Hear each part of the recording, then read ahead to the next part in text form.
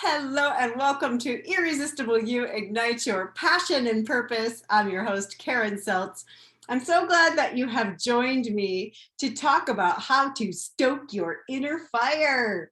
So if you are ready to go, I'm always ready for topics like passion and what lights us up, how to stoke our fires. So if you are new to me, there's really only three things that you need to know. The first is that wherever you are along your journey, just know that I have been in all the places. And is how it relates to tonight's topic. I've been in a place where I kept living the same day over and over and over and not making any changes and just wishing and hoping and dreaming it would get better. And it didn't until I did some of the things I'm going to share with you tonight. The second thing that you need to know about me is I consider my greatest superpower to be that of a divine mirror. And what I mean by that is I'm able to look at people and reflect back to them who they are really through the eyes of God, the divine spirit, in a way that they finally will get it for themselves. Sometimes quickly, sometimes slowly. The last thing you need to know about me is I am uncensored in my approach. I am willing to go, do, be, whatever it takes to get people to a breakthrough. And I don't censor what comes in for me through spirit. So let's rock and roll. So this topic, I was thinking about how many years I spent in a rut. And just like I said earlier, wishing, hoping, dreaming, praying things would change, but I didn't take any committed action. I just sat on the sidelines, watched other people enjoying life, accomplishing things, creating meaning, creating connection through relationships. And I was stuck. I really was stuck. I didn't know what to do. And I did lots of things, which I will share with you a few of them as we go tonight. But one of them was to set some goals and targets like, okay, well, what do I want? If I don't want this, which I knew I didn't want that, what do I want instead? And the easiest way for us as humans to discover that is to look at people that we want to emulate, that we're like, wow, I wish I had that type of relationship, or I wish I had that kind of courage in my career, or at a meeting, like to say the hard thing, or the dedication to run a marathon, whatever it is. Find some people in your life that you'd like to emulate. And it doesn't have to be their entire lives, but this little thing, and start doing what they do, study them. Because I don't know if you've heard of Jim Rohn, but he has this fabulous quote: success leaves clues. So we don't have to reinvent the wheel. We don't have to just sit on a mountaintop and meditate and say, okay, how do I become courageous? We can find courageous people, whether they're celebrities or people that you look up to, influencers, or people in your life. You can find these little qualities that each person possesses and ask them questions, or just watch them. Like, what do they do? I noticed that, somebody at work who has the courage that I want, she doesn't hold back. When she's called upon to give her opinion, she doesn't sugarcoat. She doesn't try to take care of people's feelings. She just says what's true for her. And you can practice that. And like, if you're doing that one for an example, practice on people that are safer than your boss, right? Like, you get to build up to it, take some baby steps, because you don't want to stretch so far out of your comfort zone that you make up the story that it's not safe if you fall on your face. Because the first few times, it's going to be fun. It's going to be a challenge. It's going to be so abnormal to you. You're going to be like, what am I doing? Why did I do this? I feel like I'm going to die. But you won't, I promise. Just have some fun with it and be light and playful. So that's a great one. One thing that for me, in order for me to have vitality, energy, lightness, fun, I get to have some level of physical vitality. And that has to do with my energy, my ability to have stamina to stay with things long enough to enjoy them. And I also don't want to be limited by my body. If I want to do something, if I want to go skydiving, if I want to try surfing, I'm 54 years old. I don't care. I want to do it. So I stay in shape, which means I make choices that are unpleasant sometimes because right now my exercise of choice is hot yoga, hot Pilates, hot bar. I do all these hot classes, which have lots of benefits. I'm not going to tout them because it's not for everybody. But for me, it helps me to detoxify my body and my mind and get a great workout at the same time. So find something physically that you like to do and schedule it. Schedule all of the things we're going to talk about. Schedule all of it, like at least whatever, however many times a week you can handle it. 3 to 5, I would say, do something physical or more every day. Let's play. Let's have fun. Let's create the best life. So in your version of your best life, what do you look like? What do you do all day long? How do you contribute? How do people look at you? How do you stand? How do you walk? What does your voice sound like when you speak? What's your posture like when you speak? Are you like looking down at the floor and quietly whispering? Or are your shoulders back? Are you confident in what you're saying? You know, there's all kinds of things you can look at for that. So one of the best things I ever did when it comes to this topic of stoking your inner fire was I made a list. And somebody told me to make a list of where you experience the love of God. And I don't care what word you use, I really don't. Where do you experience the love of God, universe, spirit, your higher self, oneness, unity? And there are those places where you feel the most like you at your core, at your center, your authentic self. What are you doing when you experience that? So for me, I'll give you some examples. When I'm having discussions with people about spirituality, about quantum physics, I light up. Yes, I'm nerdy. It's true. It's true. And that's okay. When I'm connecting with people, when I'm holding space for my friends and just loving them without any expectations, I feel amazing. When I'm doing hot yoga, I feel amazing. When I'm reading some spiritual books that seem like truth to my soul, I feel amazing.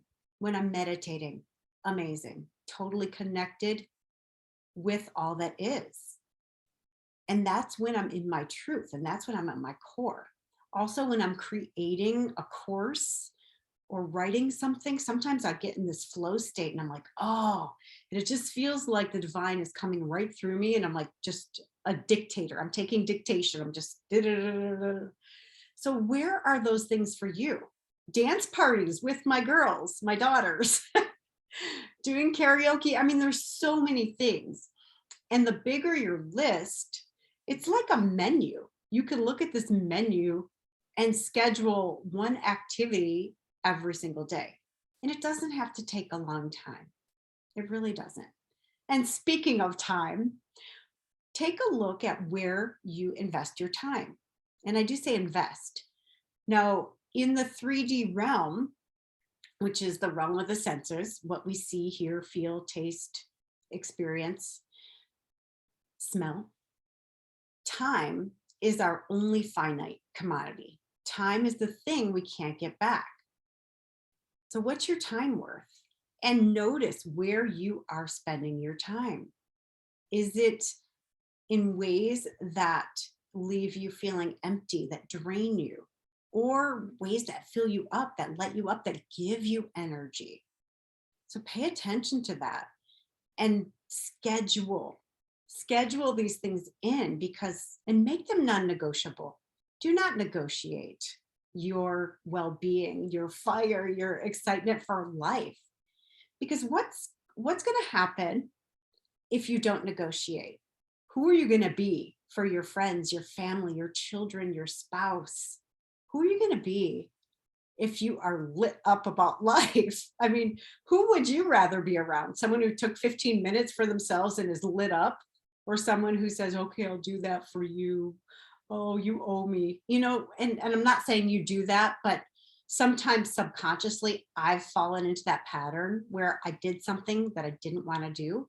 And then there was like this balance sheet created in my mind, like, especially with kids, it's kind of funny. Like, I did this thing for you I didn't want to do, and now you should be grateful, right? You should be grateful, and you should do the dishes without me asking, or some bullshit thing that I make up in my head that I don't communicate.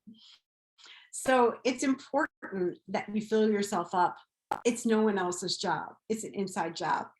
And committed action toward a goal is another great one. So if you were to accomplish one thing this week that would light you the fuck up, and you'd be like, oh my gosh, I cannot believe I got that done. What would it be? What would that one thing be that would light you up and you'd be like, holy shit, I'm a badass, or I'm amazing. I cannot believe how much I got done, or I can't believe I got that thing done.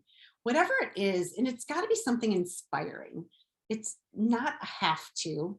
I mean, it could be if it's something you've been putting off for a long time, which is another fun exercise. If you look at all the things you've been putting off, they take up so much mental real estate and they drain your energy.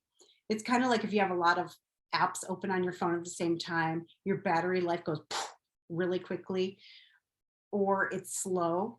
That's what happens to us. If we have all these unfinished projects in our minds, it sucks our energy. So if you look at these projects, the things that you haven't done yet, how much time would they actually take? Like, I can't even tell you, this is really super embarrassing. I'm going to share it with you. I had some stuff on my dresser for probably a month that took me literally 5 minutes to clean up. And it sat there for a month.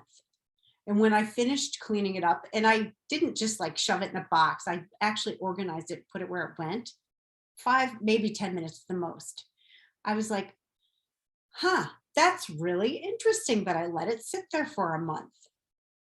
What was underneath that? Because I'm always looking to what's my next cut. And yeah, it was laziness, but underneath that was what? Like, I didn't deserve a clean environment. I mean, there were a lot of layers to it. Defiance against my mother because she wanted everything spotless. I'm like, oh, screw you, mom. I know you've been dead for 5 years, but here's my little act of defiance. So when we catch those things, they're hilarious, really, if you can learn to play with them. But clean them up, and move on to something that you like. Move on to something fun. Another thing is, like, how do you manage your emotions? If you are experiencing some sadness or some anger or frustration, what do you do with that? Do you allow it? Do you judge it as, oh gosh, this is bad or wrong, or I'm a bad person? Do you make up stories about the emotions? What if you're experiencing like happiness, joy, excitement? Because in my house growing up, none of those were really acceptable. I was allowed to be here, or else there was hell to pay, right? And that's a generation I grew up in. So notice those things too. Are you tempering your emotions either way, like not too high, not too low? And pay attention. And my invitation for the emotional piece is to allow your emotions to come up and be curious about them. Detach from the meaning you've made about being angry, or angry women, or angry men, or angry people. Detach from the meaning and say, oh, instead of saying I am angry, say I am experiencing anger, because it takes you out of it and you're able to be up here and look at it, and it's more neutral that way. And for me, when I've done this, say I'm experiencing sadness, and I'm like, okay, I'm experiencing sadness. What do I want? I want to cry. I want to be in a ball. I want to hold my pillow and cry. Then I allow it. And sometimes it's not at convenient times. I've told this story before. Like after a breakup one time, I was at Costco and I'm like, oh, here I just felt this rise of emotions coming up. I'm like, okay, well, I feel sadness right now, so I'm going to allow myself to cry in the middle of Costco, which is a big store, right? Nobody noticed. I don't think anybody looked at me even. I'm like, who cares? And within a minute or two, it was gone. And I had moved on to a different emotion. And because I didn't judge it, I didn't resist it, I allowed it safe passage and it went on its way and just dissolved. So pay attention to your your emotions. And the converse is also true. Are you allowing yourself to stay stuck in things like anger and frustration, irritation all day long? Or is it just like a few minutes here and there, a few seconds here and there?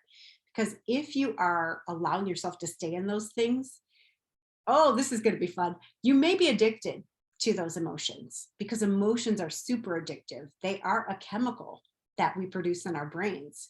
And we are looking for evidence out here to prove that our emotions are justified. And the more we find it, the more angry or whatever it is we become. The more angry we become, the more we create more situations out here. So it becomes this cycle. So just watch if you're doing that and do your best to detach from it.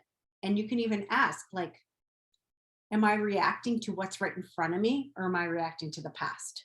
Because if it's a negative emotion, most likely you are reacting to something that happened in the past. You're not in the present moment. Because in the present moment, there's really usually almost always nothing to be angry about. We think there is, and we believe it. We believe our stories. We'll fight to the death, but usually we're not. Our response or reaction is not right sized. It's not what's justified for the situation that's occurring. So just watch it. And if you catch something like that, ask yourself, like, what's another way I could look at this? Okay, what's another way? And come up with at least five different ways that you could look at this situation. What are 5 interpretations?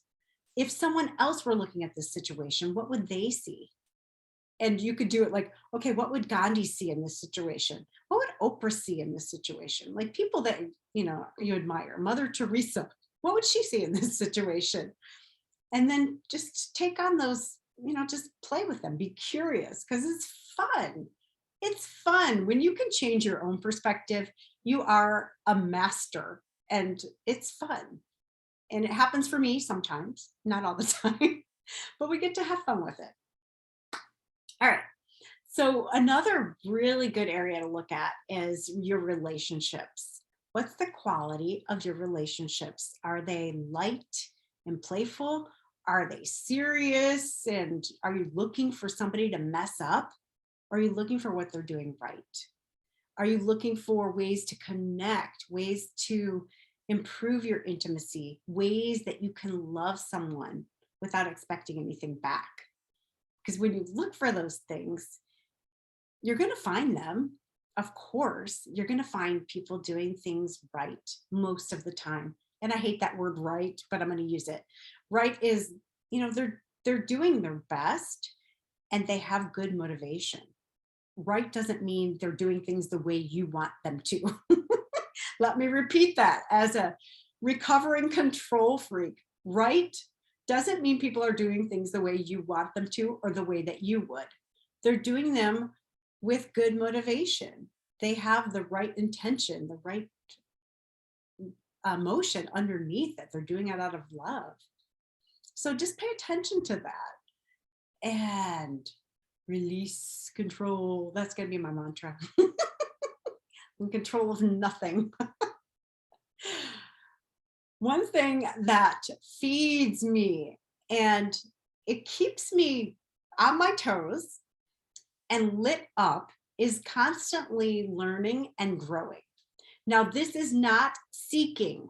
Seek and not find is a trick of the ego. So, people that are seeking enlightenment or they're seeking approval or they're seeking the next promotion or the next relationship. That's not what I'm talking about. I'm talking about learning something new. And it could be like something completely frivolous, like learning to play guitar in your 50s, or learning to Irish step dance. I always wanted to do that. I think it's fun, like river dance. But learning something, and it could be quantum physics. Yes. Anything that sounds exciting to you, I invite you to like dive in, become an expert on it. What would it feel like to be in a conversation where you were the expert on some subject that you find fascinating? Or you became an expert guitar player at 67, or an Irish step dancer at 54. Whatever it is, what lights you up? What gets you excited, get your juices flowing like, oh, that would be really fun. Like I remember my mom forever, she talked about learning how to tap dance. And she died at 75 years old and she never tap danced. And I'm like, that is so sad. But you know what she did do? She had a spotless house. She had 8 acres, like a huge yard that was perfectly groomed. She was busy all the time. She used her time to look perfect. Everything looked perfect. But on the inside, she was not fulfilled in so many ways. And she never learned to tap dance. So do that thing. What's on your bucket list? Maybe it's going somewhere. Maybe it's serving. Maybe it's achieving something. Like it could be anything. It could be anything. Could be getting a trophy in your co-ed softball league. I don't know what it is. But what's something that you always have wanted to do? And you've been saying, I'll do it later, or when I make enough money, then I'll have time to do that. Or freaking hire somebody to do the stuff you don't want to do. Find the money, find it. Because when you ignite your passion, you're going to attract more things to you, like abundance. And people are going to want to be around you. And they're going to want to do things for you.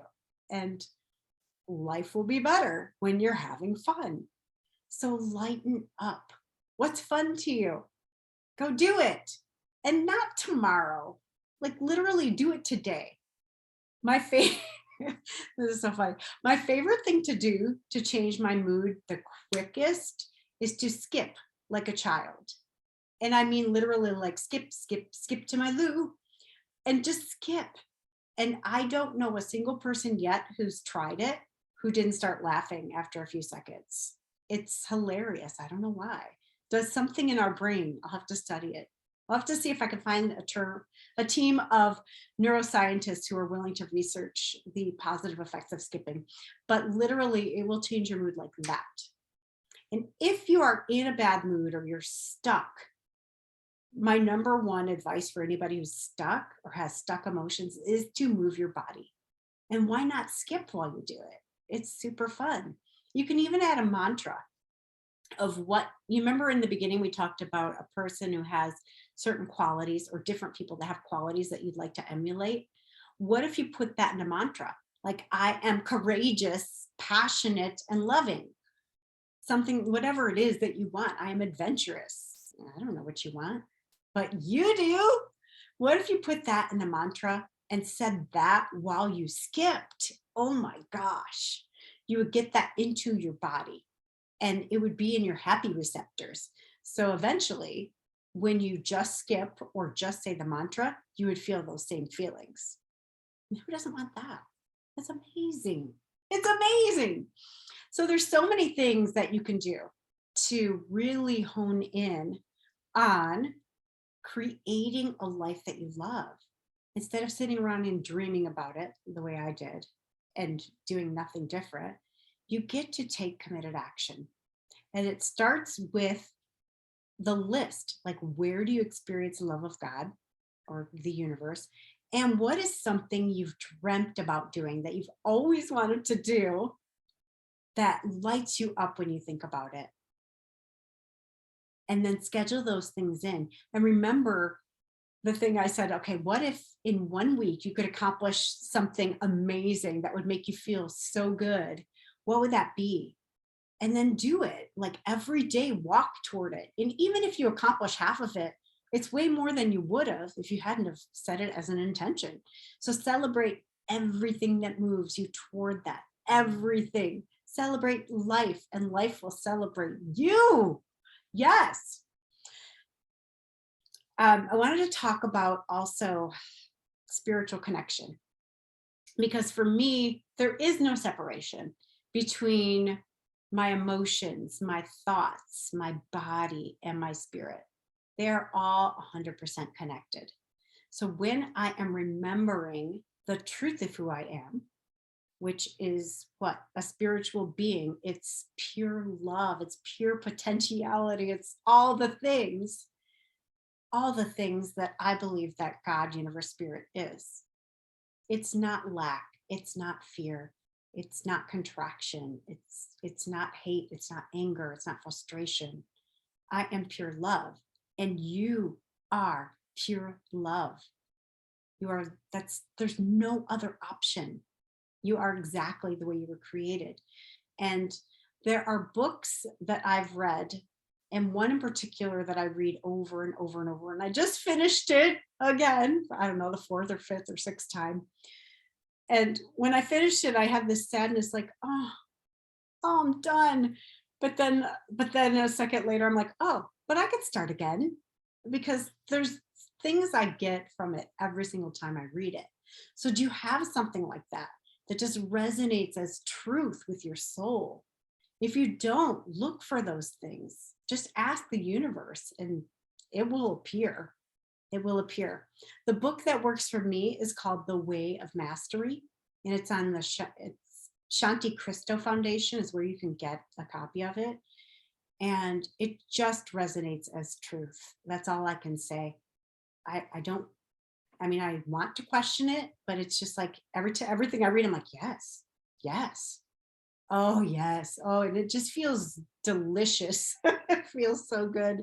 It's soul food, true soul food. And reading that book is one of the things that ignites my passion. And it reminds me of the truth of who I am. So find that thing. It doesn't matter what it is, the thing that resonates as truth to you. Maybe it's the Bible, maybe it's the Quran, whatever it is, find it. And I invite you to make time for that every single day, because the more we make time for ourselves and for our souls and what really feeds us, the more we have to give. Because think about, when you've had a positive day, it doesn't matter where you were, how do you feel at the end of that day? Like you could go dancing, like you could run, a mile down the block or however long. Or do you feel like, oh, I just want to sit and watch TV and eat a pint of Haagen-Dazs? Whereas if you had a day where, it was tough emotionally, like you got triggered, you were angry, things happened to you that you didn't respond well, or whatever it was, how'd you feel at the end of that day? Like drained, right? Yeah, like you wanted to curl up in a ball and eat your Haagen-Dazs or whatever your food of choice is, or watch something on TV to zone out, or whatever you do. So protect your energy. Another really good tip for protecting your energy is watch your thoughts and watch what comes out of your mouth.